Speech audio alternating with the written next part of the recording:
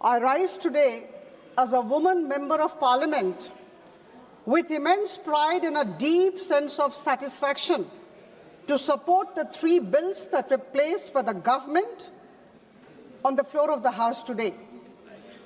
The Constitution, 131st Amendment Bill 2026, the UT Laws Amendment Bill 2026 and the Delimitation Bill 2026.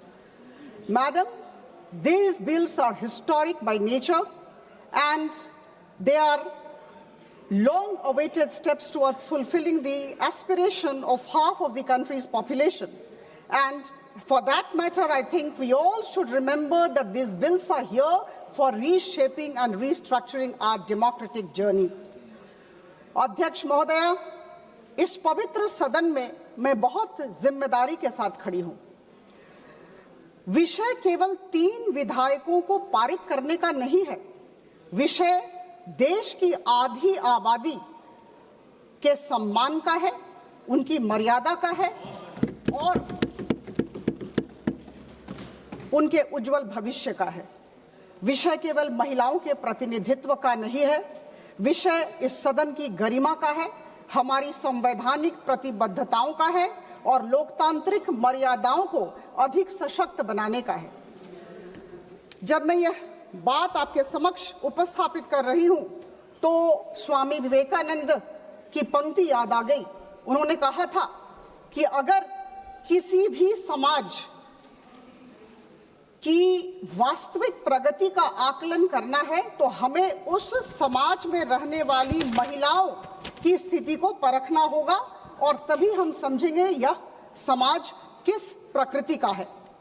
लोकतंत्र केवल चुनावी प्रक्रिया नहीं बल्कि प्रतिनिधित्व की एक समावेशी संरचना है। ऐसे में जब आधी आबादी, देश की आधी आबादी, आप समझें, निर्णय के दायरे से बाहर हो जाती है तो निश्चित तौर पर मैं कहूंगी कि लोकतंत्र की गुणवत्ता प्रभावित होती है। यही मुझे रामधारी सिंह दिनकर की 2-3 पंक्तियां याद आ रही हैं। तुम एक अनल कण हो केवल, अनुकूल हवा लेकिन पाकर, छप्पर तक तो तुम जा सकती, ज्वाला प्रचंड फैला सकती, एक नन्ही सी चिंगारी भी।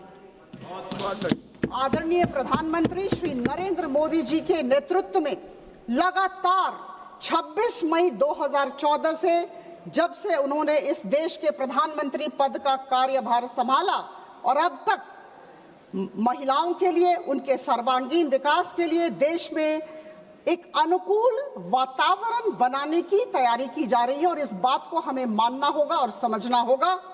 हमारी नीयत साफ है, नीति स्पष्ट है और नेतृत्व बहुत सुदृढ़ है।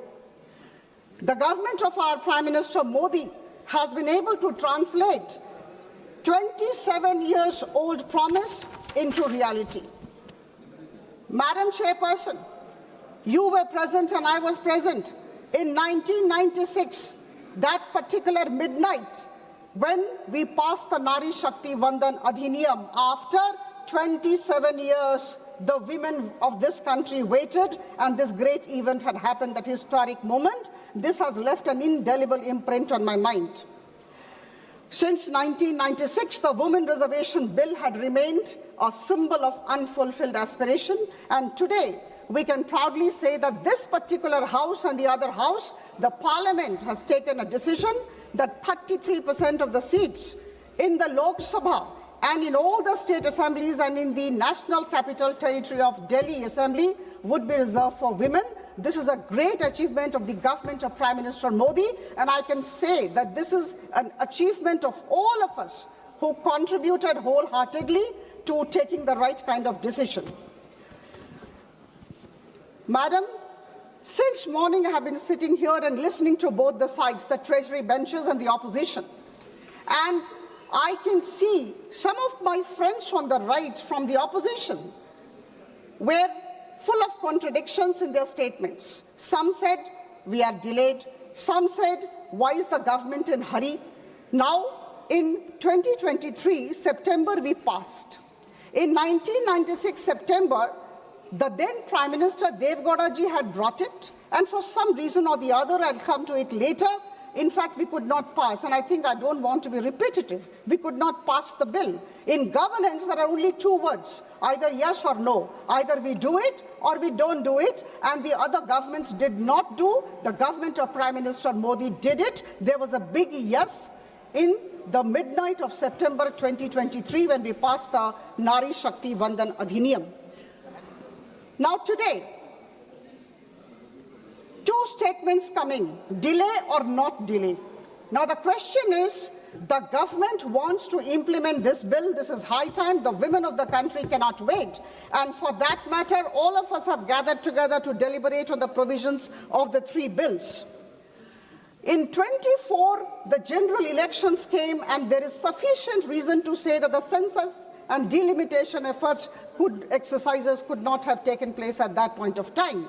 So I think this is absolutely understandable why the government was not able to implement the thing immediately after 2023, because census and delimitation are big exercises. And now, let me tell you, the government is very keen that it should be implemented, and I think this is the right time when we all gather together and actually support the bills, because we want our women, 273 women, to be seated in this Lok Sabha. Madam Chairperson, it is pertinent to mention here that the three bills will facilitate the process of delimitation. Now here, at the cost of being repetitive, I would like to say that in 1971, the census had taken place.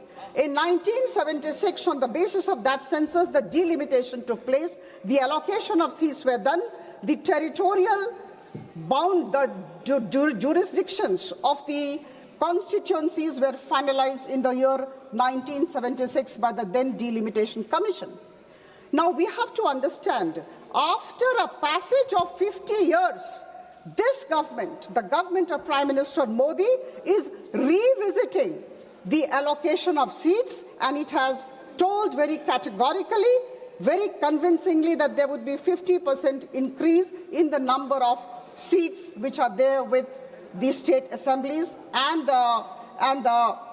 in the Lok Sabha and in the state assemblies. So this is amply clear that we are not going by the census 2011 figures to decide on the allocation of seats. I think this has to be kept in mind. This is just 50% increase, 50% addition to whatever number of seats that we have. And we have heard our Honorable Home Minister and our Honorable Prime Minister in the morning. Now, there are a couple of features all of us are aware of, but please allow me a couple of minutes to dwell on the features of these three bills. The first bill, very important, the Constitution Amendment Bill, the 131st Constitution Amendment Bill, talks of amendment of 6 articles of the Constitution, 81, 82, 170, 330, 332, and 334A.